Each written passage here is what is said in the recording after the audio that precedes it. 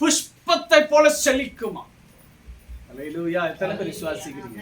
உன்னத பாட்டு 7வது அதிகாரத்துல ஒரு வாசகத்தை தியானிச்சுட்டு இருந்த பாருங்க. 12வது வசனத்தை வாசிங்க, சீக்கிரமா வாசிங்க.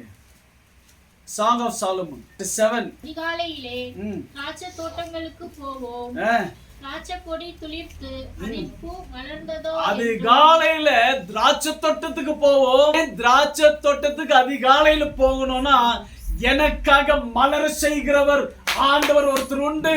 என்னுடைய வாழ்க்கை வெறுமையான வாழ்க்கை இல்லை, எனக்காக துளிர்க்க செய்கிறவர். என்னுடைய வாழ்க்கை துளிரும். அதிகாலையில நீங்கள் திராட்சை தோட்டத்துக்கு ஏன் தோட்டத்துக்கு போகணும் தெரியுமா? உங்களுக்காக உங்க வாழ்க்கை துளிர்க்க செய்கிறவர் ஒருத்தர் உண்டு. உங்க வாழ்க்கை துளிர்க்க செய்வார். சத்தமே வர மாட்டேன். வாழ்க்கை துளிராதான். அல்லேலூயா. அதனாலதான் அதிகாலையில நீங்க பார்க்கும்போது பூ புஷ்பங்கள் எல்லாம் மலர செய்யும். நம்முடைய வாழ்க்கை வட்டாந்தரையா இருக்கலாம், வெறும் தரையா இருக்கலாம், காஞ்சு போனதா இருக்கலாம். ஆனால் அல்லேலூயா, ஆனால் இந்த வருஷத்துல உங்க வாழ்க்கையில மலர் உண்டாகுமா இல்லையா? மலர செய்வாரா இல்லையா? மலர செய்ய வைப்பார். அல்லேலூயா.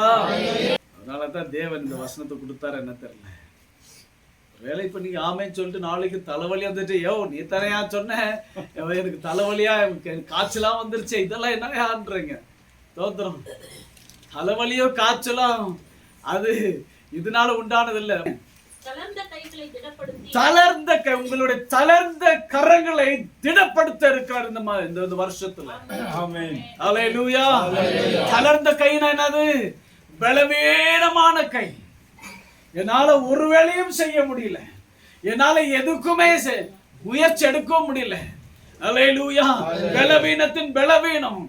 ஆனால் உங்களுடைய கரத்தை பார்த்து சொல்லுகிறார், நீங்கள் சோர்ந்து போக மாட்டீர்கள்.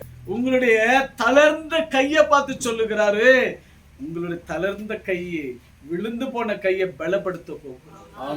இந்த கரத்தினால என்ன செய்ய முடியும்? தேவன் சொல்லுகிறார், உங்க கரத்தின் என்னது காரியங்கள் எல்லாம் நான் ஆசீர்வதிப்பேன், உங்கள் கையின் பிரயாசத்தை நான் ஆசீர்வதிப்பேன். என்ன அர்த்தம்? நீங்க என்னென்ன செய்கிறீர்கள் இந்த கரத்தை வைத்து? வேலை காரியங்கள், நீங்க சம்பாதிக்க காரியங்களை தேவன் ஆசீர்வதிக்க போகிறார். ஏன் தெரியுமா? தேவன் ஆசீர்வதிக்கிறவராக இருக்கிறார். ஆசீர்வாதத்துல தான் அவர் நிற்கிறார். அந்த ஆசீர்வாதம் அவரிடத்தில் வந்தால்தான் அது ஆசீர்வாதமாக மாறும். சத்தமா வர மாட்டேன்.